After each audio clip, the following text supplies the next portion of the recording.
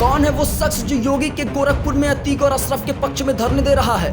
शाइस्ता परवीन के लिए सरकार से नरमी बरतने की बात कह रहा है। योगी के शहर में गांधी प्रतिमा के नीचे बैठकर इस शख्स ने इतनी हिम्मत दिखा दी कि सरकार की गतिविधियों को ही गलत ठहरा दिया। कौन है वो शख्स, क्या चाहता है, क्यों धरने दे रहा है और अचानक अतीक के परिवार से इसको इतनी मोहब्बत क्यों जग गई, सब बताएंगे। बने रहे इस वीडियो में। इस समय उत्तर प्रदेश ही नहीं बल्कि पूरे भारत में अतीक अहमद और अशरफ की हत्याओं को लेकर चर्चाओं का बाजार गर्म है। कहीं कहीं अतीक और अशरफ के पक्ष में नारे भी लगाए जा रहे हैं। लेकिन मैं कहूं कि एक व्यक्ति योगी के गृह जनपद में गोरखपुर में अतीक अहमद, शाइस्ता परवीन और उसके बेटे के लिए धरने दे रहा है, तो क्या आप यकीन करोगे? नहीं करोगे, क्योंकि बाबा का बुलडोजर का नाम सुनते ही दंगाइयों के हौसले टूट जाते हैं। माफिया थर-थर कांपने लगते हैं और माफियाओं का पक्ष लेने वाले एक कदम अपना कदम पीछे हटा लेते हैं। लेकिन ऐसा हुआ है, एक व्यक्ति गोरखपुर के टाउन हॉल में गांधी प्रतिमा के नीचे खुलेआम धरने दे रहा है। अपनी मांग भी चिल्ला चिल्ला कर कह रहा है। बाकायदा कागज का पन्ना चिपकाए हुए अपने बगल में रखा है और मीडिया कर्मियों से बात करते हुए अतीक अहमद, अशरफ और शाइस्ता परवीन के लिए मीठे बोल बोल रहा है। इन महाशय का नाम संपूर्णानंद मल्ल है।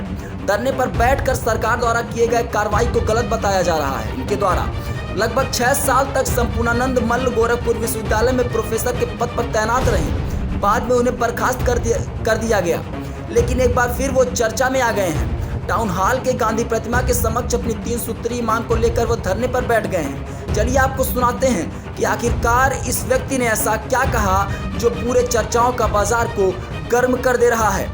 किन बातों को लेकर आप यहाँ विरोध प्रदर्शन कर रहे हैं? ये विरोध नहीं है, ये मांग है और कि शाइस्ता के साथ सम्यक व्यवहार अब किया जाए। उसके पति, उसके पुत्र की हत्या के बाद अब उसके साथ सम्यक व्यवहार हो और उसको माननीय अदालत में पेश किया जाए।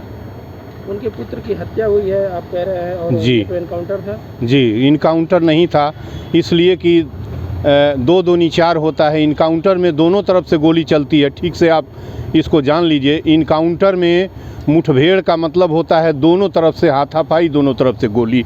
एक तरफ से एक तरफा गोली मारी गई है, एसटीएफ ने मारा है।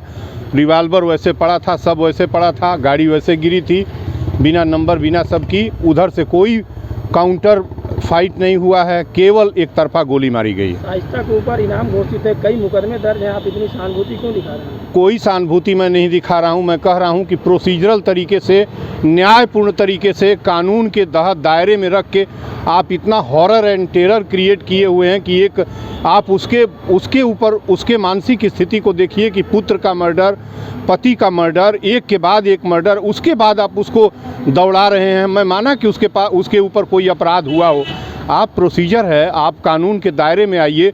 इतना दहशत, आखिर भय कायम है तभी ना वो भगती हुई। और भगने का लाजमी भी है कि देखते ही देखते उसके पति को मार दिया गया जो हथकड़ी में था, पुलिस कस्टडी में। उससे भी बड़ा कानून को गोली मार दिया, न्याय को गोली मार दिया गया। उसको डेथ से, उसको आजीवन कारावास की सज़ा जब हो गई न्यायालय में, तब गोली कैसे आप मार देंगे भाई? सरेंडर कर देना चाहिए ना शाइस्ता को। किसको सरेंडर कर देना चाहिए? कैसे सरेंडर कोई कर देगा? क्यों सरेंडर कर देगा? क्या पता है इस पुलिस के साथ? और सम्यक मैं कह रहा हूं कि आप कुछ न करिए। आप कहिए कि हाँ, आप न्यायालय में कहीं भी हाजिर होकर न्यायालय के सामने प्रस्तुत होइए। और मैं ये कह रहा हूं कि क्या इतना बड़ा क्राइम हो गया है देश का कि 140 करोड़ में अकेले शाइस्ता है कि इस तरीके से आप तलाश जारी है शाइस्ता की? आप हमको इतने बताइए। मेरी मांग इतने हैं भैया, मैंने ऑनरेबल प्रेसिडेंट से और ऑनरेबल गवर्नर महोदया की तरफ से, यहाँ रिस्पेक्टेड कमिश्नर की तरफ से यही मांग किया हूँ कि शाइस्ता के साथ सम्यक व्यवहार किया जाए और शाइस्ता को बाइज्जत न्यायालय में पेश किया जाए। अब जो है और सख्ती बरतना अच्छा नहीं है। मेरी नाम है आपका? डॉक्टर संपूर्णानंद मल्ल।